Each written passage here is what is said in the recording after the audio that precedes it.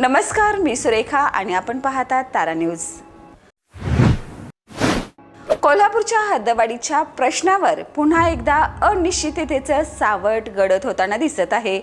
राज्य सरकारकडून मिळालेल्या संकेतानुसार आता हद्दवाढीचा निर्णय थेट आगामी जनगणनेशी जोडला जाण्याची शक्यता निर्माण झाली।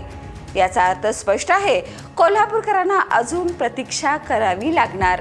प्रशासन स्तरावर हद्दवाढीसाठी प्राथमिक हालचाली सुरू झाल्या होत्या। सुमारे 10 गावांचा समावेश करून शहराचा विस्तार करण्याचा प्रस्ताव चर्चेत होता। महसूल, नगरविकास आणि स्थानिक प्रशासन या सर्व विभागामध्ये प्राथमिक चर्चाही पार पडल्या। मात्र या प्रक्रियेला गती मिळण्याआधीच राजकीय मतभेद पुन्हा एकदा आडवे आलेत। काही स्थानिक नेते आणि ग्रामपंचायतीने हद्दवाढीला तीव्र विरोध दर्शवलाय। करवाढ, जमीन नियोजनातील बदल आणि स्थानिक सत्तेवर परिणाम होण्याची भीती व्यक्त केली जात आहे। दरम्यान प्रशासनाचं म्हणणं वेगळंच आहे।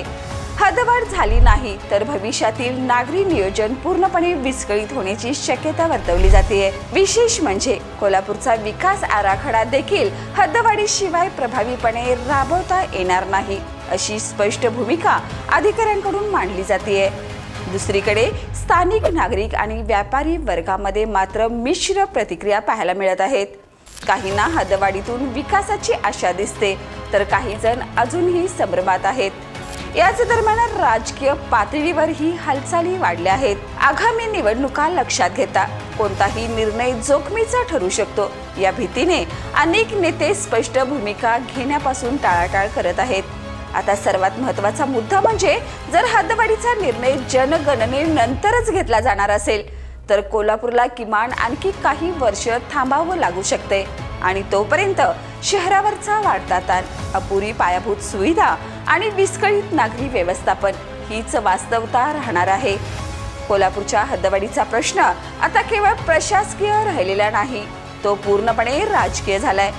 निर्णय घ्यायची वेळ आली असताना मुद्दाम विलंब केला जातोय का, असा सवाल आता नागरिक विचारू लागलेत। विकासाच्या नावावर आश्वासनं आणि प्रत्यक्षात फक्त विलंब। कोल्हापूरकरांना आता उत्तर हवंय, तेही निर्णयाचं।